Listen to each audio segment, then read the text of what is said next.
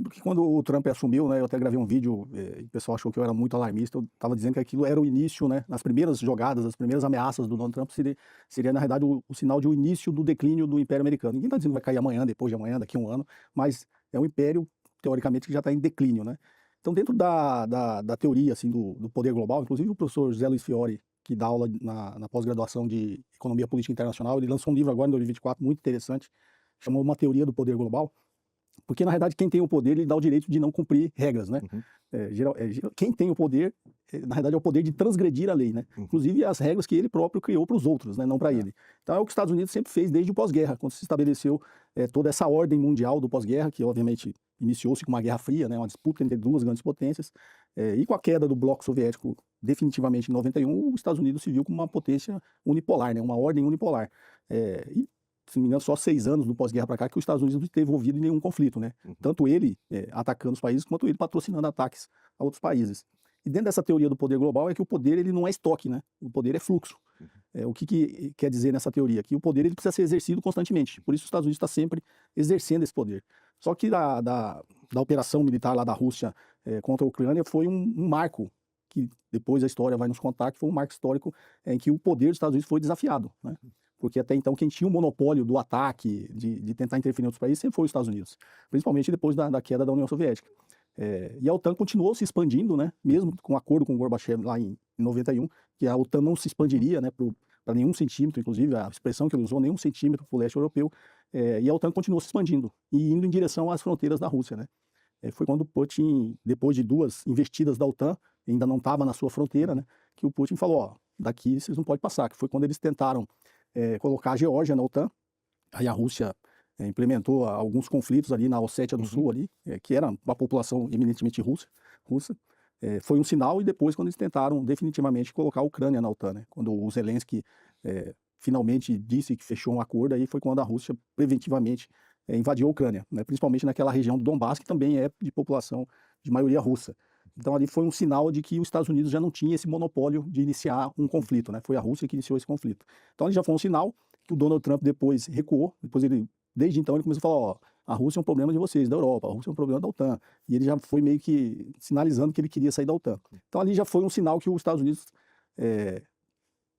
confrontado pela Rússia, ele não teve, digamos, essa hegemonia que ele sempre teve de enfrentar, de intervir em outros países, né?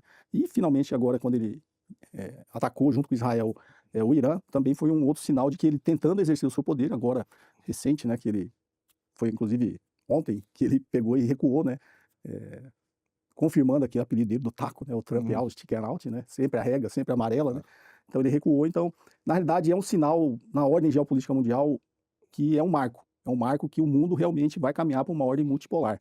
E o que se definiu agora com esse conflito no Irã é que se estabeleceu ali um centro de poder, né? Que a Rússia, o Irã e a China, teoricamente, venceram, né, esse embate que os Estados Unidos e Israel tentou implementar no Oriente Médio, tentando reafirmar a sua hegemonia. E todo império de declínio sempre chega nesse ponto, né? Que o Trump tentou afirmar via econômica, né? Via coerção econômica, coerção tarifária, não deu certo, e era previsível que esse ano ele partiria, o famoso, quando a gente era novo, a gente falava apelou, perdeu, né? Então, o famoso apelou, perdeu, ele partiu para 2026, falou, agora eu vou usar o que eu ainda sou teoricamente incontestável, que é o poder militar. Porque os Estados Unidos é o único país ainda que é capaz de projetar força no mundo todo, né? Ele é um país que tem praticamente 800 bases militares espalhadas pelo mundo. Mas mesmo com essa força militar, ele tentou exercer esse poder e ele não logrou êxito nesse conflito com o Irã. Apesar de muita gente achar que destruiu o Irã, destruiu... os objetivos que os Estados Unidos eram vagos, né? Mudar regime não mudou.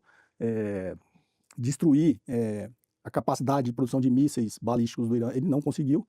Tanto que ele teve que recuar justamente por isso, né? O Irã se mostrou capaz não só de conseguir produzir mísseis numa velocidade para manter um esforço de guerra, como mísseis que não são interceptáveis pelos sistemas de defesa do mundo ocidental, criado pelos Estados Unidos, né, que tem lá instalado no Golfo Pérsico e em Israel.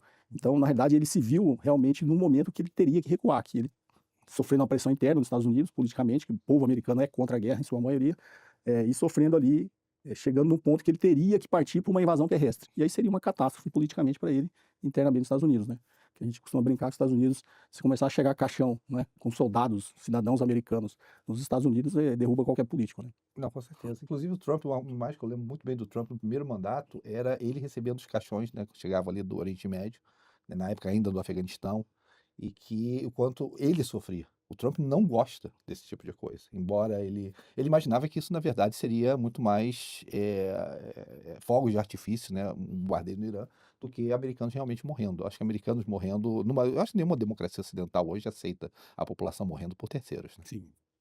E dentro desse conceito, a gente então vive nos Estados Unidos que percebe que a força militar, existe limites para o que uma força militar consegue fazer, né? Você não consegue fazer tudo o que você imagina que você poderia fazer via militar. E você tem hoje, vamos pegar o país que eu sei que você gosta muito de analisar, que é a China, que olhou e virou uma carta nova para a China, né? Virou uma carta nova. Olha, os Estados Unidos, não, embora com todo esse poderio militar, tem limitações claras do que ele pode fazer com esse poderio. O que você acha que a China leu disso tudo? Acho que aquela capa, se não me engano, foi da Economist, né? Falou, não faça nada enquanto seu inimigo está está cometendo erros, né? E no início já era previsível que a China, até pela característica, né, da civilização chinesa, a civilização tem a maior continuidade, quase 5.800 anos de continuidade. Obviamente tem outras civilizações, no próprio Irã, mas ele foi fragmentado, né? A civilização persa a China, como uma civilização territorial, tem a maior longevidade, né? E a característica do povo oriental é completamente diferente, né? A base do sucesso da China também está na sua filosofia, né? No confucionismo e no taoísmo, que prega harmonia social, coesão Legalismo social, também, que é muito legalismo, forte, né? respeito à autoridade, respeito à hierarquia. Lá para eles isso é muito natural. E a paciência oriental, né? O chinês não está pensando amanhã. Então, assim, todo mundo fica achando que a China vai entrar, a China acaba disso tudo, né? Ela estava vendo que os Estados Unidos estavam cometendo um erro, enquanto o inimigo estiver cometendo erro, não faça nada. Foi exatamente o que a China fez. Obviamente, ela apoiou o Irã da forma que ela podia, não enviando militares ou fazendo uma intervenção, mas fornecendo tecnologia, né? Fornecendo um sistema de satélites, fornecendo um sistema de GPS, que é o Baidu, né? Que o Irã utilizou, e a Rússia também, né? Com a precisão dos alvos que o Irã estava utilizando, era fornecido pela Rússia. Então a China, na realidade, ela lançou agora, inclusive, né, o 15º plano quinquenal, né? E todos esses planos de 5 anos que a China faz desde Deng Xiaoping, se você olhar em retrospectiva, ele cumpre, né? E ele sabe que tem o prazo para cumprir isso e o que o chinês tem que fazer para cumprir isso. E a China não tem interesse. Todo mundo acha que a China vai dominar o mundo. Na minha concepção, e aí é uma opinião minha, a China não tem interesse em ser hegemônica, assim como foram todos os impérios, né? Desde como diz o Arrighi lá, do ciclo genovês, depois do ciclo holandês, do ciclo britânico, agora o ciclo americano. Eu não acho que vai existir um ciclo chinês, né? Eu acho realmente que o mundo vai caminhar para uma ordem multipolar. Porque na mentalidade do povo chinês e também do povo oriental, né? Eu sou descendente japonês, não faz muito sentido você querer dominar o mundo, né? E aí a base novamente do confucionismo, desde que ele consiga atender a sua própria população, ter uma harmonia social e ser próspero, ele não tem interesse em dominar o resto do mundo. Isso a China demonstra, na realidade, com todos os acordos que eles fazem de cooperação com os outros mundos. Você vê que a China não interfere no que o outro país tem que ter como orientação política, ideológica, religiosa. Eles vão lá e fazem uma cooperação econômica, né? Então, assim, a China não tem esse interesse, até porque é um fardo muito grande você ser hegemônico, né? Quando você olha, você estuda essa geopolítica durante a história, todos os impérios caíram justamente pela sua sanha expansionista, né? Pela sua sanha de dominar o mundo. Porque isso tem um custo muito, muito alto, né? Os Estados Unidos conseguiu chegar aonde chegou, obviamente pelos acordos lá de Bretton Woods, quando o dólar se tornou, né, a moeda de reserva mundial. Isso permitiu esse expansionismo militar dos Estados Unidos para dominar o mundo, mas é uma coisa que você não consegue sustentar por muito tempo, né? E isso está se comprovando agora, né? Justamente com esses dois conflitos que ainda estão ocorrendo, pelo menos no Irã teve esse cessar-fogo, mas ainda está ocorrendo na Rússia e na Ucrânia, né? Você não tem como sustentar um esforço de guerra durante muito tempo, principalmente com a característica que se tornou a economia americana, que ela se desindustrializou, né? Então ela não tem capacidade de manter a cadeia de suprimento para manter um esforço de guerra.